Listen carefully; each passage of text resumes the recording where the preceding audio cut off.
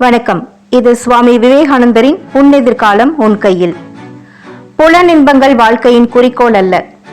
மனிதனின் லட்சியம் இன்பம் அல்ல, அறிவே. இன்பமும் போகமும் ஒரு முடிவுக்கு வந்தே தீரும். இந்த இன்பத்தை லட்சியமாக எண்ணுவது தவறு. தான் அடைய வேண்டிய லட்சியம் இன்பமே என்று மனிதன் முட்டாள்தனமாக நினைப்பதுதான் இன்று உலகில் காணப்படும் எல்லாவிதமான துன்பங்களுக்கும் காரணம். ஆனால் அவன் சென்று கொண்டிருப்பது இன்பத்தை நாடியல்ல, அறிவை தேடியே. இன்பமும் அதுபோல் துன்பமும் பெரிய ஆசிரியர்கள். நம்மையைப் போலவே தீமையிலிருந்தும் அவன் படிப்பினை பெறுகிறான். குணத்தை உருவாக்குவதில் துன்பமும் இன்பமும் சரிசமமான பங்கு வகிக்கின்றன. குணத்தை செப்பனி விடுவதிலும் நன்மை தீமை இரண்டிற்கும் சம இடம் உண்டு. சில வேளைகளில் இன்பத்தை விட துன்பமே சிறந்த ஆசிரியராக அமைகிறது.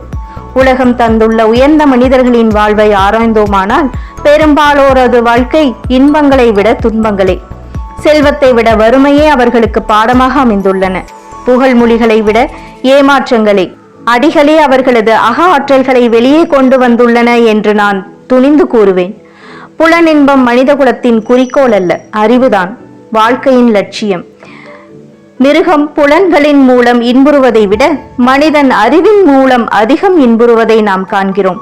மனிதன் தன் அறிவியல்பில் இன்புறுவதை விட ஆன்மீக இயல்பில் அதிகம் இன்புறுகிறான். ஆகவே மிக உயர்ந்த அறிவு ஆன்மீக அறிவாகத்தான் இருக்க வேண்டும். இந்த அறிவின் காரணமாக பேரின்பம் விளைகிறது. இந்த உலகின் பொருட்கள் எல்லாம் இந்த உண்மை அறிவு மற்றும் பேரின்பத்தின் நிழல்கள். அவற்றின் மூன்றாந்தரமான அல்லது நாலாந்தரமான வெளிப்பாடுகள் மட்டுமே. முட்டாள்கள்தான் புலனின்பங்களை நாடி ஓடுகிறார்கள். புலனின்பங்களில் உழல்வது எளிது. உண்பது உறங்குவது என்ற பழைய பாதையிலேயே செல்வது எளிது. நவீன தத்துவவாதிகளின் கருத்து என்ன? புலன்களின் திருப்திக்கு காரணமான கருத்துக்களை கூறி அதற்கு மதம் என்ற முத்திரை குத்துவதுதான். இது ஆபத்தானது. புலன் வழி செல்லும் வாழ்வில் மரணம்தான் இருக்கிறது. ஆன்ம நிலையில் நிலை பெற்று வாழ்வதே வாழ்க்கை. வேறு எந்த விதமான வாழ்க்கையும் மரணமே. வாழ்க்கை முழுவதுமே ஓர் உடற்பயிற்சி கூடம் எனலாம். உண்மையான வாழ்வை அனுபவிக்க வேண்டுமானால் இதை கடந்து அப்பால் செல்ல வேண்டும்.